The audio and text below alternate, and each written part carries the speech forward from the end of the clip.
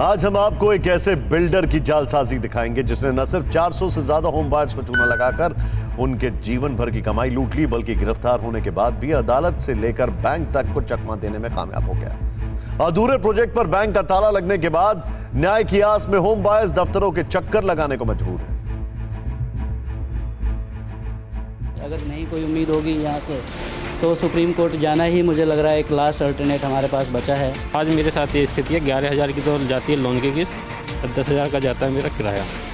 इससे ज़्यादा मैं कुछ नहीं कर सकता। हम लोगों की जो है खून पसीने की कमाई जो भी मतलब कुछ हमारे लोगों के हाथ में आ जाए तो हम मेहरबान होंगे। धोखाधड़ी की दहला देने वाली ये हकीकत है builder Alpine Realtech private limited की। ग्रेटर नोएडा के सूरजपुर में बिल्डर ने साल 2012 में एकदंत एफएनजी नाम से एक प्रोजेक्ट लॉन्च किया। कुल 522 फ्लैट और कमर्शियल यूनिट्स बनने थे। करीब 400 फ्लैट हाथों हाथ बिक गए। बायर्स को 2015 तक उनके घर की चाबी सौंपने का भरोसा भी दिया गया, लेकिन कंस्ट्रक्शन लिंक्ड प्लान के तहत बिल्डिंग का ढांचा खड़ा होता रहा। खरीदारों से करीब 90% तक कीमत वसूली जाती रही। फिर मकान की चाबी देने के तय वक्त से पहले ही बिल्डर गायब हो गया। 5 साल से प्रोजेक्ट अधूरा पड़ा है। कहीं भी बचा नहीं है जहां पे मैंने कंप्लेन नहीं किया। मैंने रेरा, डीआरटी, एनसीडीआरसी, ईओडब्ल्यू थाने में भी यहाँ पे गया हूँ। मैं हर जगह कंप्लेन किया हूँ, आज तक कहीं से कोई कार्रवाई नहीं मिली है। होम बायर्स ने इसके बाद संगठन बनाकर फरार बिल्डर के खिलाफ कानूनी जंग छेड़ दी। दिल्ली पुलिस की आर्थिक अपराध शाखा ने मुकदमा दर्ज कर प्रोमोटर्स को जेल भेज दिया, लेकिन अदालत को काम पूरा करने का भरोसा देकर जमानत पर बाहर निकला बिल्डर फिर एक बार अंडरग्राउंड हो गया। अब वो सामने तो नहीं आता, लेकिन अपने खिलाफ लामबंद होते बायर्स को फोन पर तसल्ली जरूर देता रहता है। राजेश जी नमस्कार, मैं राम सिंह बोल रहा हूँ। अब मैं वही सोच रहा था, मैं फ़ोन कर रहा हूँ, आप रिसीव नहीं कर रहे, क्या बात है, कहीं बिजी हैं क्या? नहीं बिजी नहीं, एक्चुअली फोन यहाँ पर सिग्नल नहीं आता। सच तो ये है कि एकदंत एफएनजी के होम बायर्स दोहरी मार झेल रहे हैं। एक तरफ बिल्डर पैसा लेकर नदारद है, तो दूसरी तरफ पंजाब एंड सिंध बैंक ने पूरे प्रोजेक्ट को ही सील कर दिया। आरोप है कि बिल्डर ने खरीदारों का पैसा गिरवी रखकर पंजाब एंड सिंध बैंक से करीब 65 करोड़ रुपए कर्ज लिया था और इस रकम को प्रोजेक्ट में न लगाकर गैर कानूनी तरीके से अपने रिश्तेदारों के बैंक खातों में ट्रांसफर कर दिया।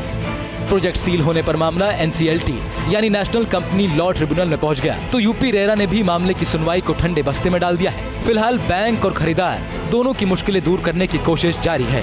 होम बायर्स को डर है कि एनसीएलटी में कोई समाधान नहीं निकलने पर अगर कंपनी की नीलामी हुई तो उस रकम पर पहला हक बैंक का होगा और उन्हें अपने हक के लिए लंबी लड़ाई लड़नी होगी।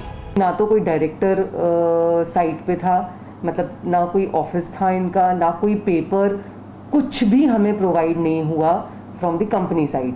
आज की स्थिति में बैंकों में ऐसा कोई प्रावधान नहीं है कि उनकी ईएमआई को रोका जाए या ईएमआई पे कोई मॉरिटोरियम हो। इस बीच एकदंत एफएनजी प्रोजेक्ट के 400 खरीदारों की जान अटकी है। बीएचईएल से रिटायर्ड 68 साल के दुर्ग विजय चंद के आंसू थमने का नाम नहीं ले रहे।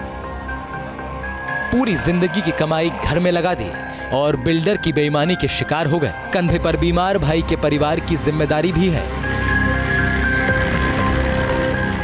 नोएडा के राम कृपाल कुशवाहा और उनकी पत्नी मोनिका ने सेलिब्रिटीज के साथ प्रोजेक्ट के बड़े बड़े विज्ञापन देखकर अपने बजट से बाहर जाकर 3 BHK का फ्लैट बुक कर लिया। बच्चे का एडमिशन भी एकदंत एफएनजी के पास के स्कूल में करवा लिया। अब बैंक लोन डिफॉल्टर घोषित किए जाने का खतरा मंडराने लगा है। एल्पाइन रियलटेक प्राइवेट लिमिटेड की जालसाजी में फंसे ये लोग इंसाफ के लिए दर दर भटकने को मजबूर हैं।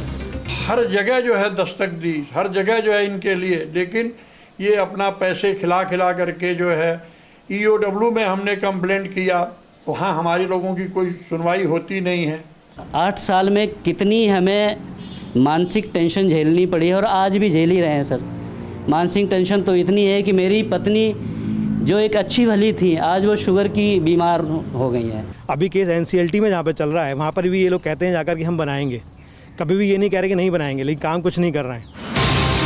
होम बायर्स के आरोपों पर उनका पक्ष जानने के लिए TV9 भारतवर्ष की टीम ने बिल्डर से फोन पर संपर्क करने की कोशिश की।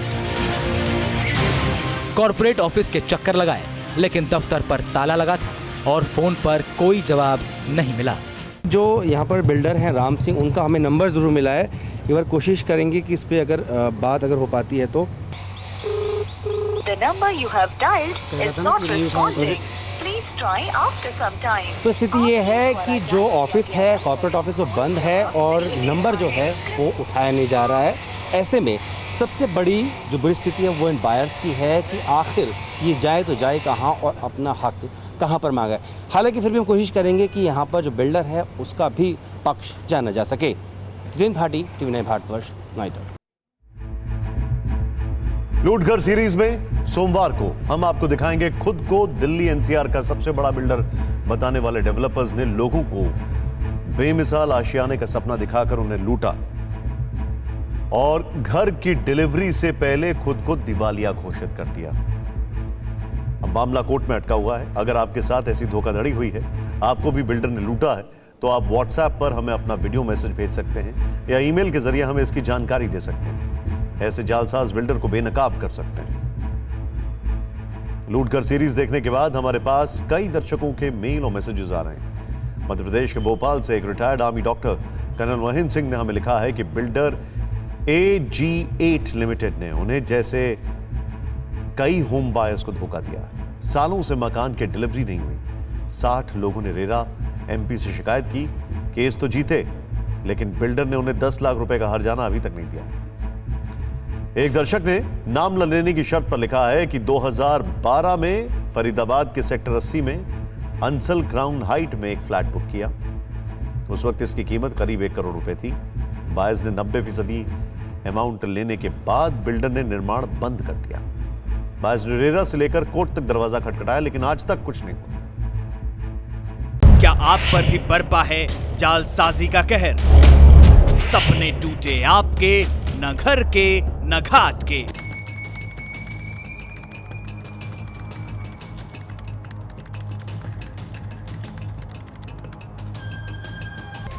फिक्र आपकी,